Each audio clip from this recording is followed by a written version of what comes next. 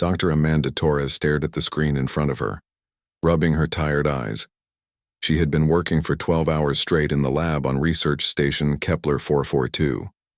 The station floated in space around a distant star, home to scientists from 12 different alien species.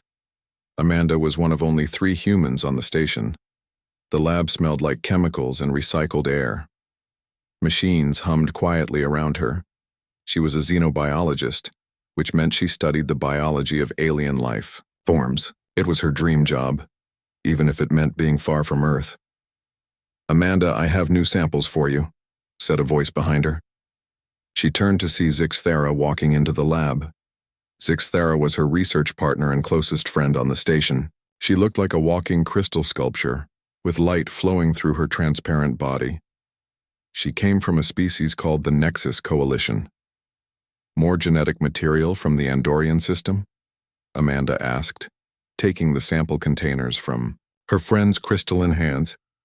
"Yes, from 3 different species we found on the 4th planet.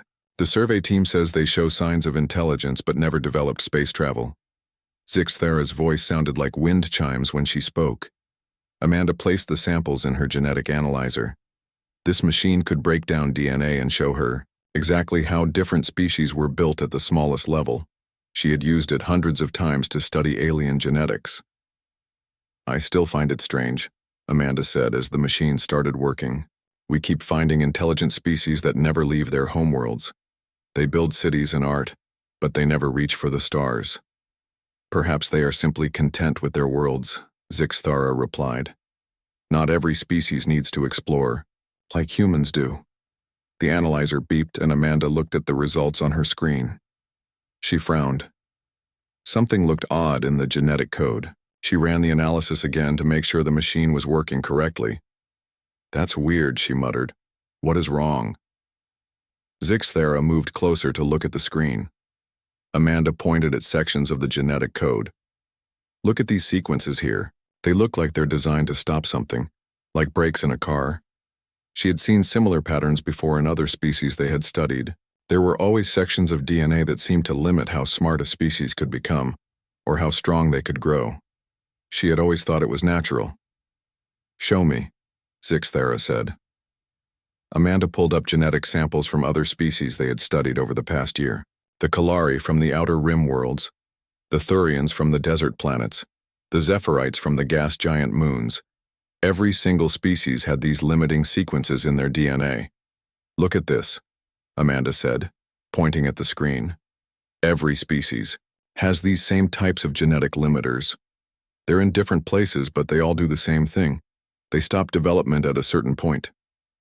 Zixthera studied the data carefully. "You think this limits their intelligence?" "Not just intelligence. Physical development, creativity, technological advancement. It's like someone put a ceiling on what each species can become." Amanda felt excited and scared at the same time. This could be a huge discovery, but she needed to be sure. "Let me check something," she said, pulling up her own genetic profile from the medical files. Human DNA appeared on the screen next to the alien samples. Amanda stared at it for a long moment, then ran the comparison program. The results made her hands shake. "Zixthera, look at this." The comparison showed human DNA side by side with 12 different alien species. Every alien species had the limiting sequences. Humans had none. Where other species had genetic brakes, humans had accelerators. Where others had development limits, humans had endless potential coded right into their cells.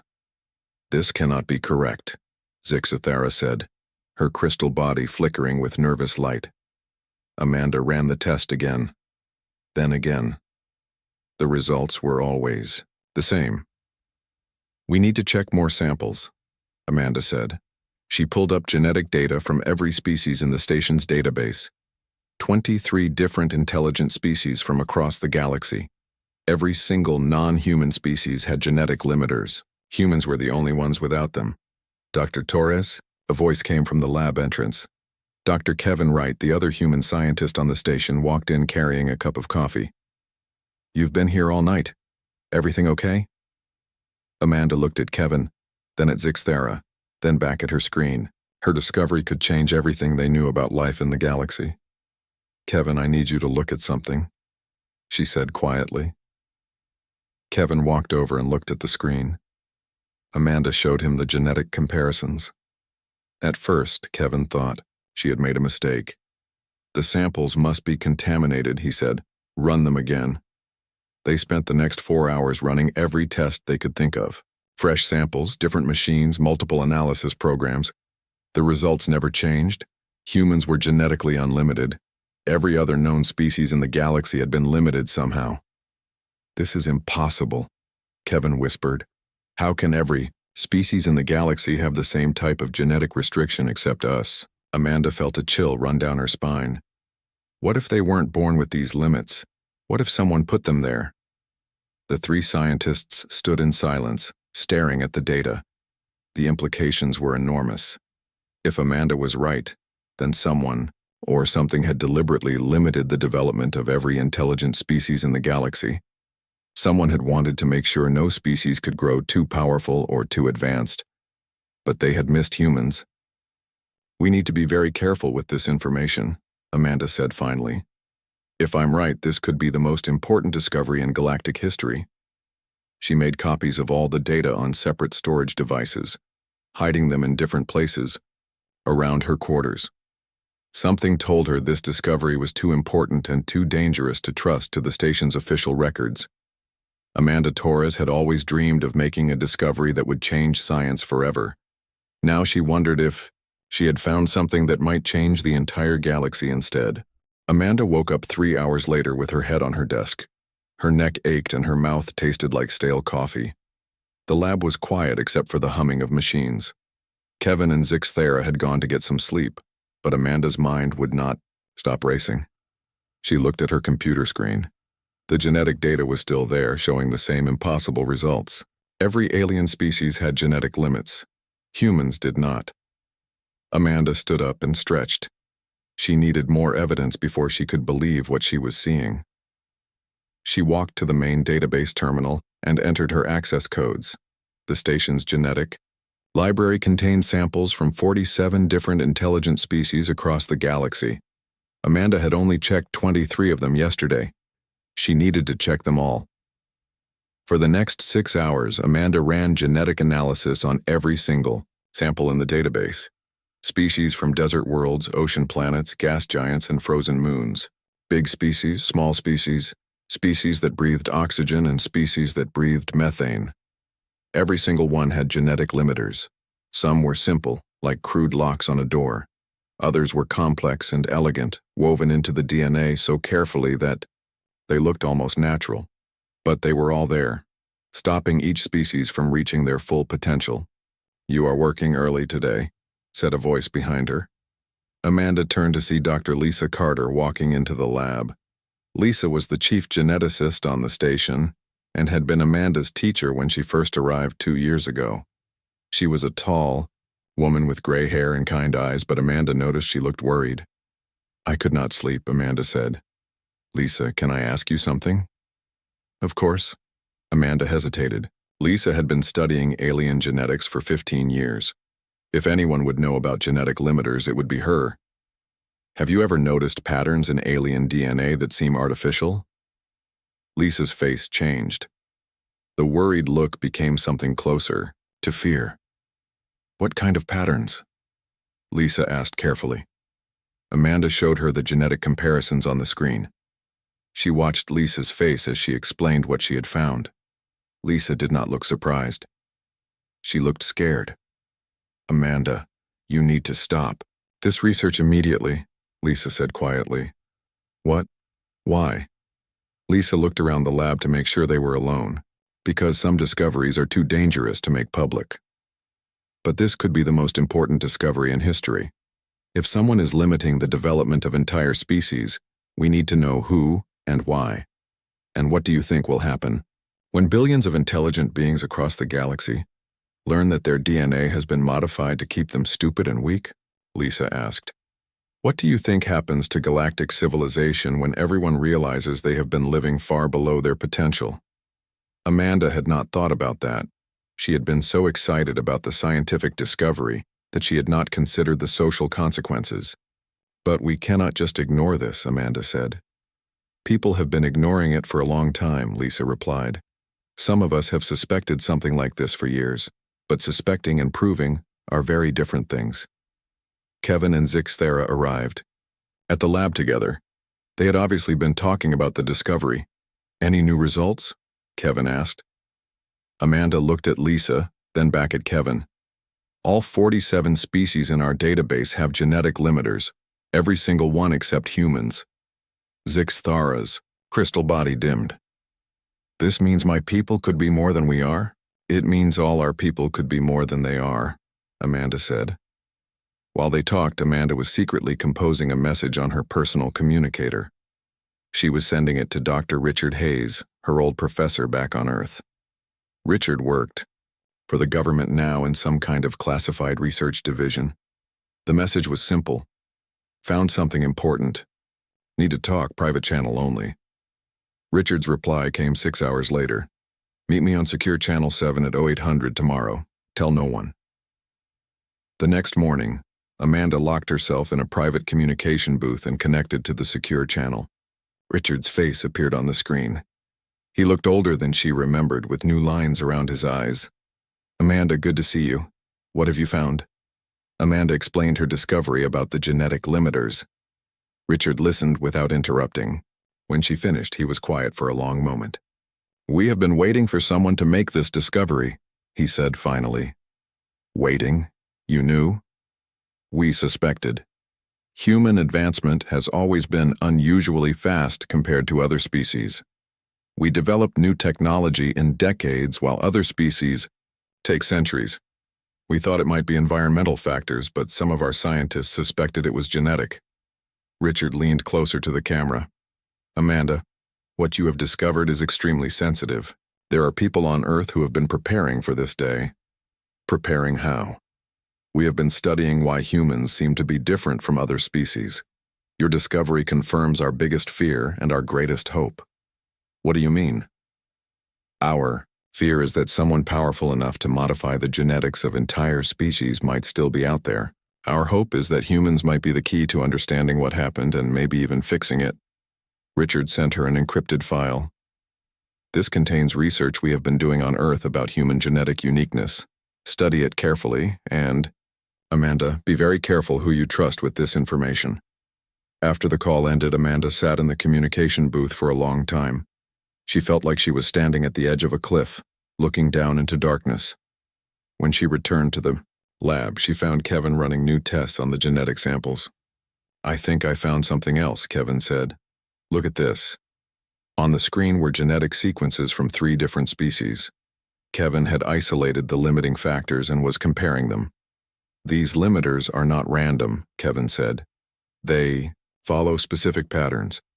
Almost like they were designed by the same intelligence." Amanda felt her heart racing. "You mean someone created all of these limits?" "Not just someone. The same someone.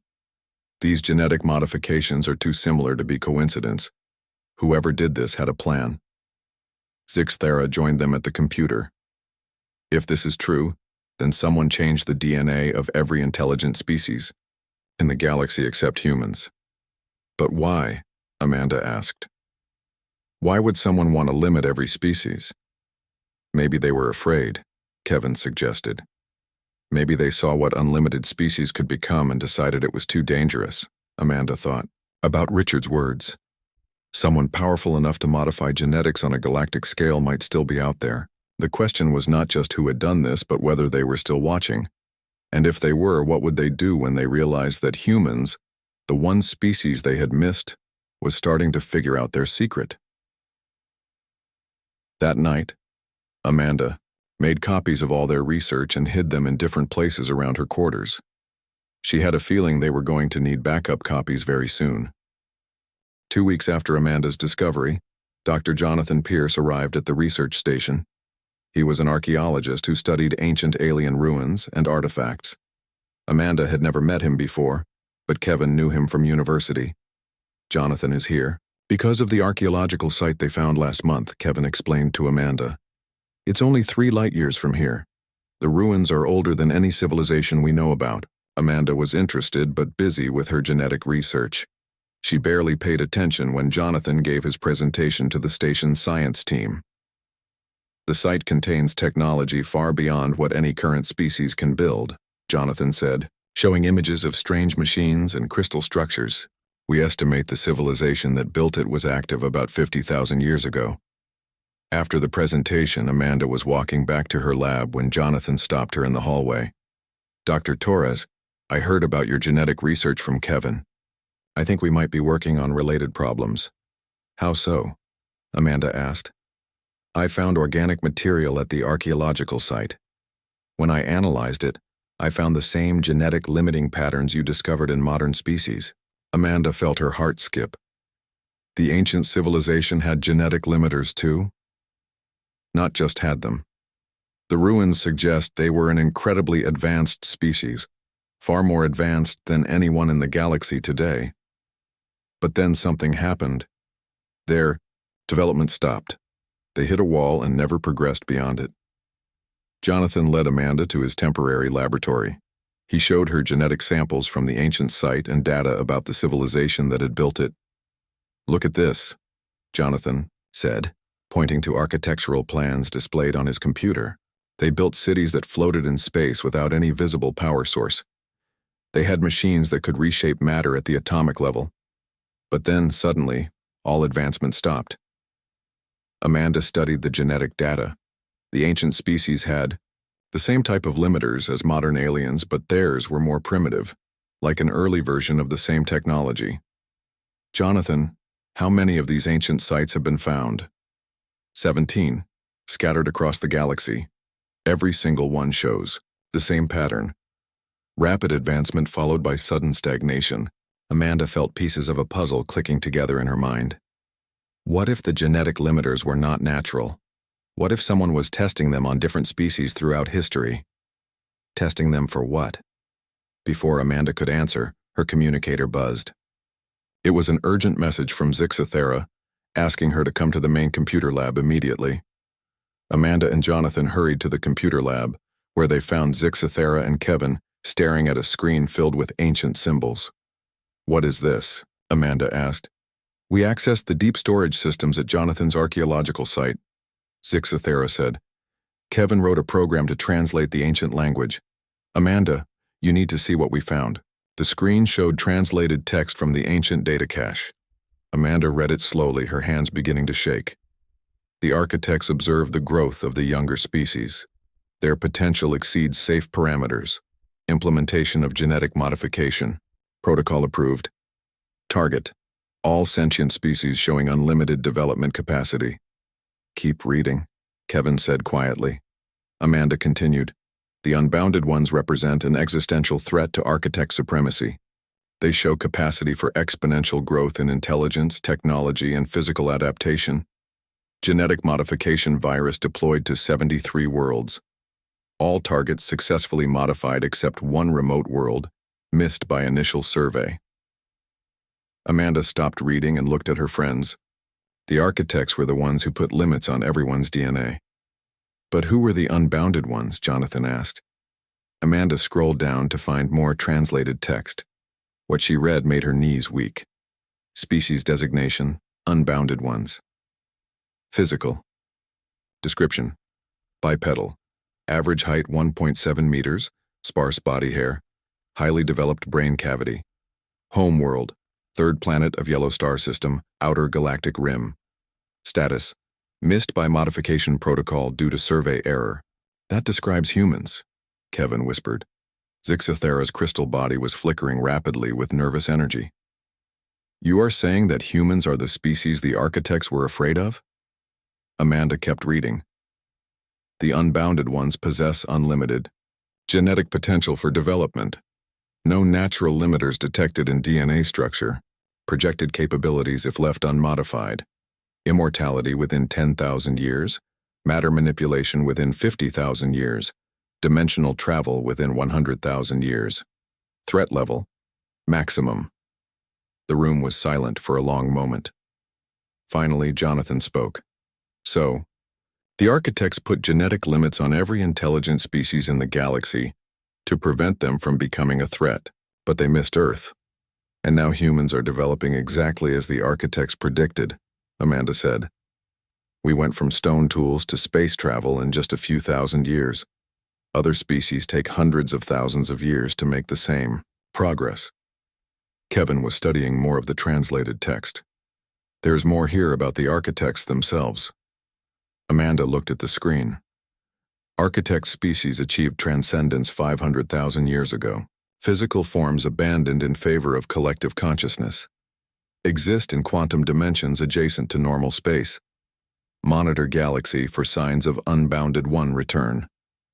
They are still out there, Zixthara said, her voice barely a whisper. Amanda felt like the universe had shifted around her. Humans were not just another species exploring the galaxy.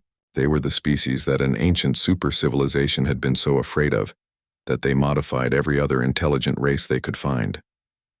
What happens when the architects realize humans have returned to the galaxy? She asked. Jonathan pulled up more data from the archaeological sites. I think I know. Look at this pattern. He showed them a map of the galaxy with the 17 archaeological sites marked. Each site represented a civilization that had reached high technology and then suddenly declined. What if the architects did not just limit species genetically? What if they actively destroyed any species that got too advanced despite the limitations? Amanda studied the map. Each site was the remains of a civilization that had been thriving and then suddenly collapsed. No wars, no natural disasters, just sudden technological and social failure. They have been watching and waiting, Amanda said. Every time a species starts to overcome their genetic limits, the architects destroy them. But humans never had limits to overcome, Kevin said. We have been developing naturally, getting stronger and smarter with each generation. Zixthara moved closer to the computer.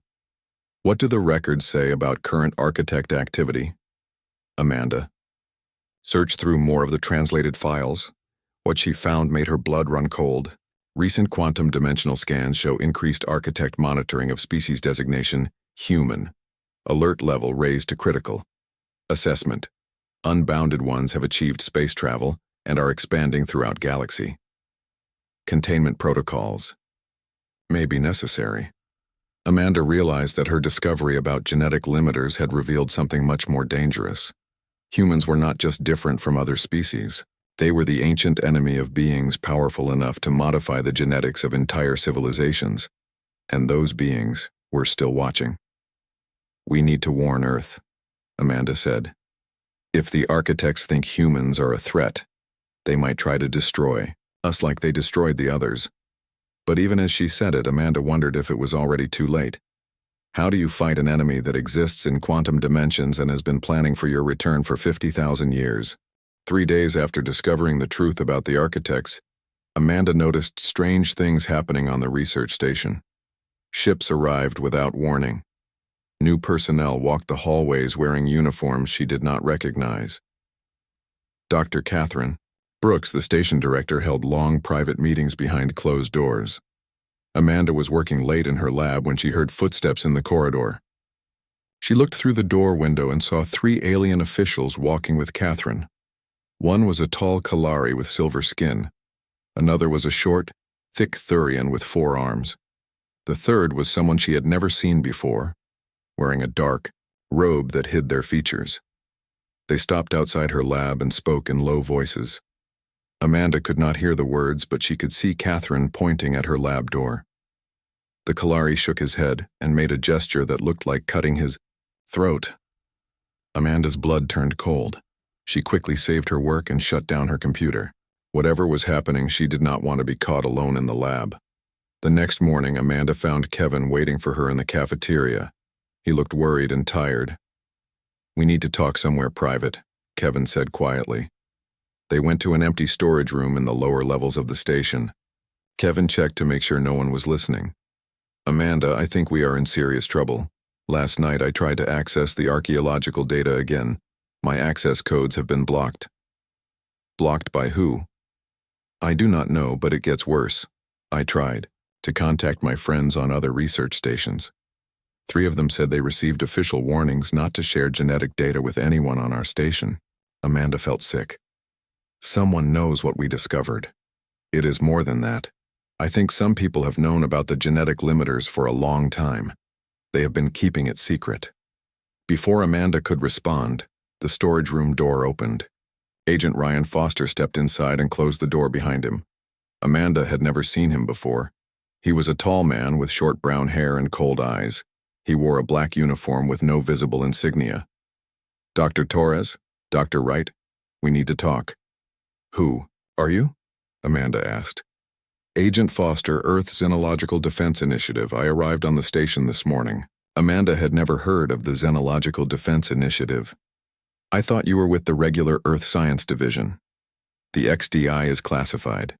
We handle threats to humanity that come from alien contact." Ryan sat down on a storage crate. "We know about your discovery regarding genetic limiters." "How?" "We have been monitoring communications from this station.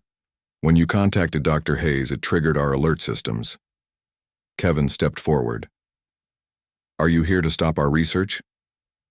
"No, I am here to protect you, and to tell you things that Dr. Hayes could not say over an open channel." Ryan pulled out a small device and activated it. Amanda heard a faint humming sound. "Jamming device," Ryan explained. "Now we can talk freely. Dr. Torres, your discovery about genetic limiters is not new to us. Earth's governments have suspected something like this for decades. Then why did not anyone tell us? Because we needed proof, and we needed that proof to come from independent research, not from Earth. If the information came from Earth first, other species would think we made it up to claim we were superior." Ryan stood up and began pacing in the small room. "Here is what we know. Humanity's rapid technological development compared to other species has always been suspicious.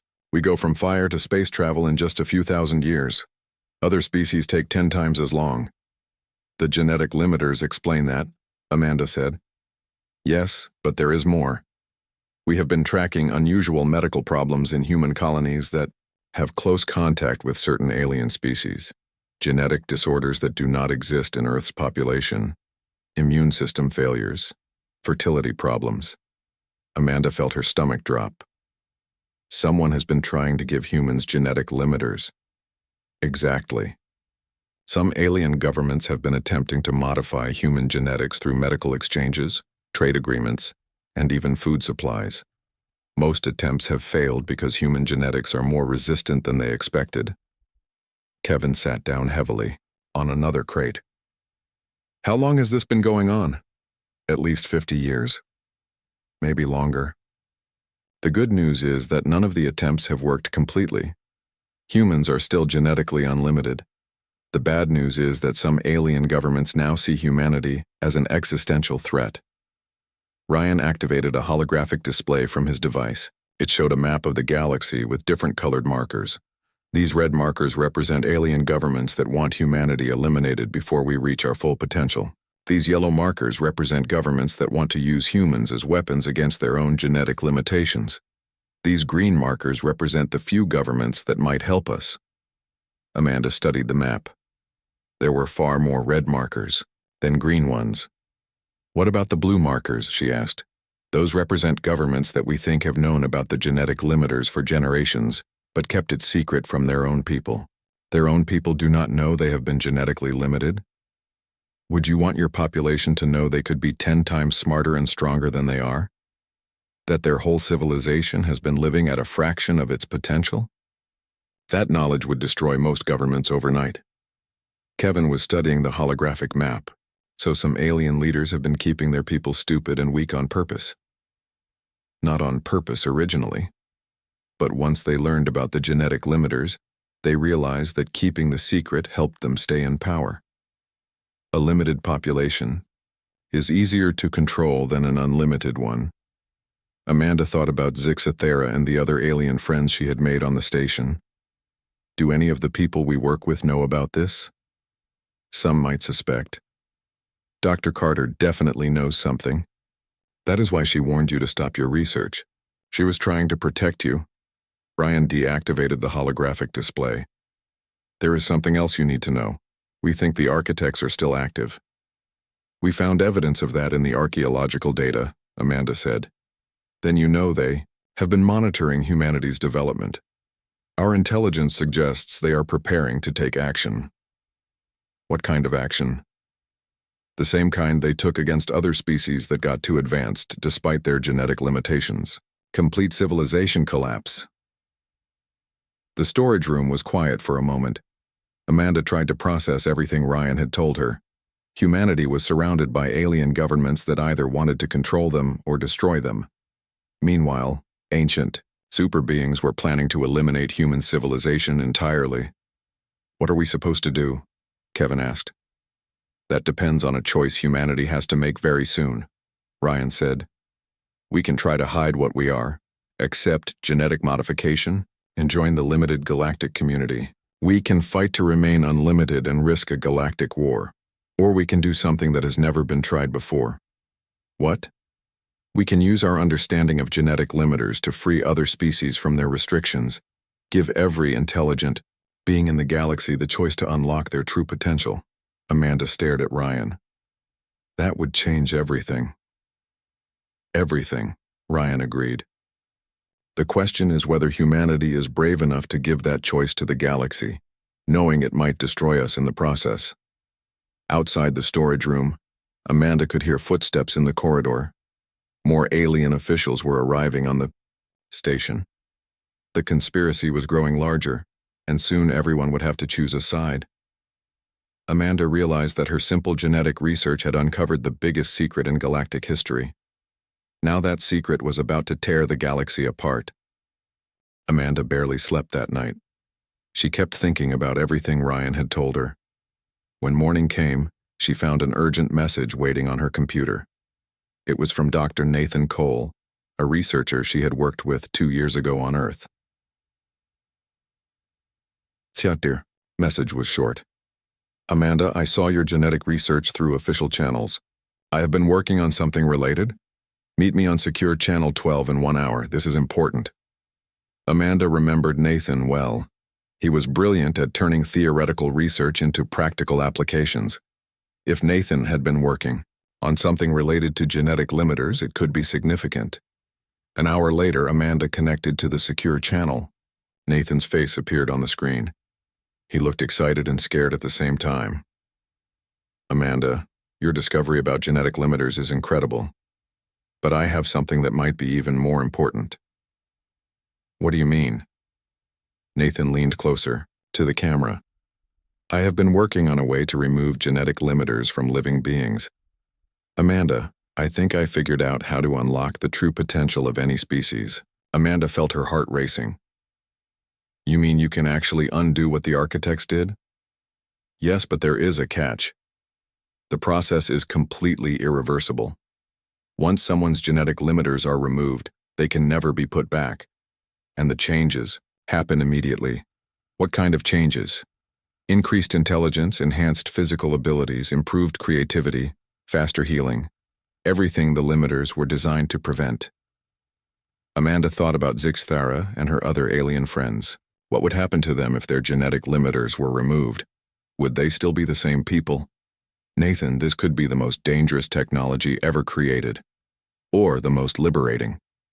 Amanda, I need your genetic data to finish the process. The removal technique has to be calibrated for each species individually. Before Amanda could respond, alarms started blaring throughout the research station. Red lights flashed in the corridors. Amanda could hear people running and shouting. I have to go, Amanda said, cutting the connection.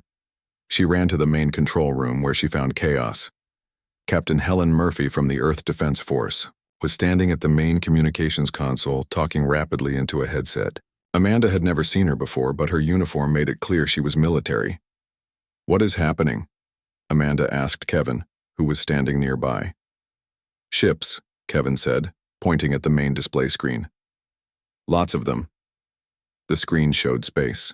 Around the research station, dozens of alien ships were approaching from different directions. Some had the markings of the Kalari fleet. Others belonged to species Amanda did not recognize. Captain Murphy finished her communication and turned to address everyone in the control room. People, we have a situation. Multiple alien fleets are moving throughout the galaxy. Some are heading toward human colonies to attack them. Others are heading toward human colonies to defend them. Amanda felt sick. The galaxy is choosing sides. Exactly. Everyone knows about the genetic limiter discovery now. Every species is deciding whether they see humanity as a threat or as salvation. Dr. Catherine Brooks walked up to Amanda. Dr. Torres, this started because of your research. Governments across the galaxy are demanding to know what else you discovered. Amanda looked around the control room. Human and alien personnel were working together, but she could see tension in their faces. Trust was breaking down. There is something else, Amanda said. The architects are still alive. The room went quiet. Amanda explained what they had found in the archaeological data. She told them about the quantum dimensional beings who had been watching and waiting for humanity's return. Captain Murphy's face went pale. How do we fight an enemy that exists in dimensions we cannot even see? Maybe we do not fight them, Amanda said. Maybe we give them what they were always afraid of. Amanda thought about Nathan's breakthrough.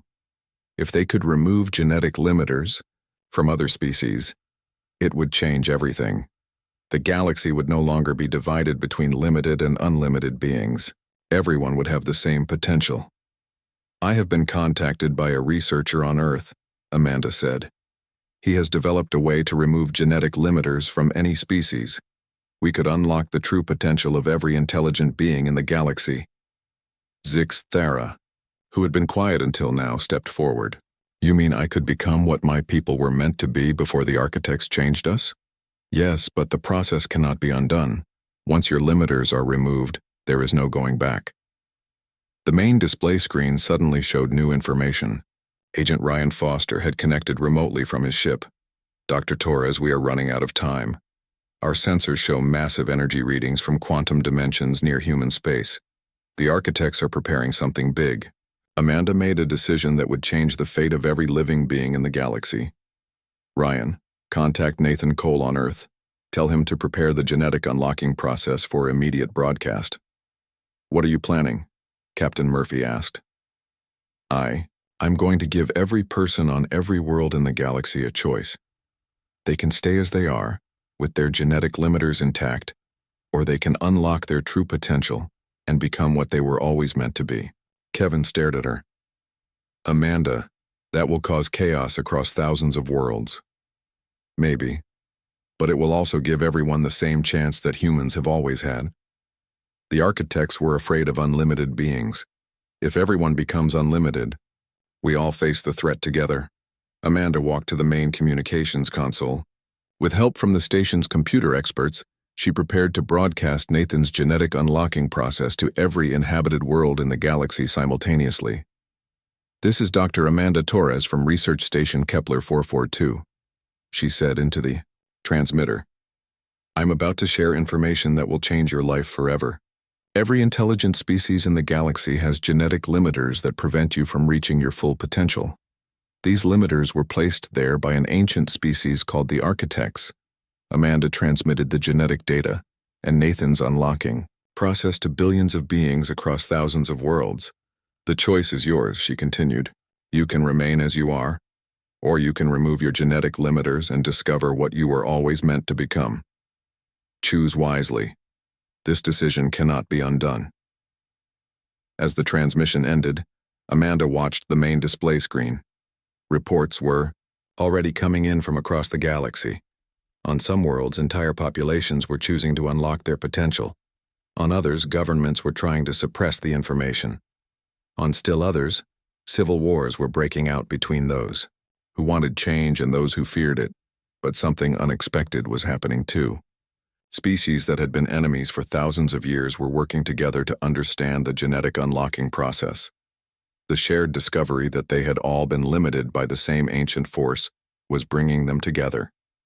Amanda looked at Zixithara. What will you choose? Zixithara's crystal body pulsed with light. I choose to become what my people were always meant to be. One by one, the alien personnel on the station made the same choice.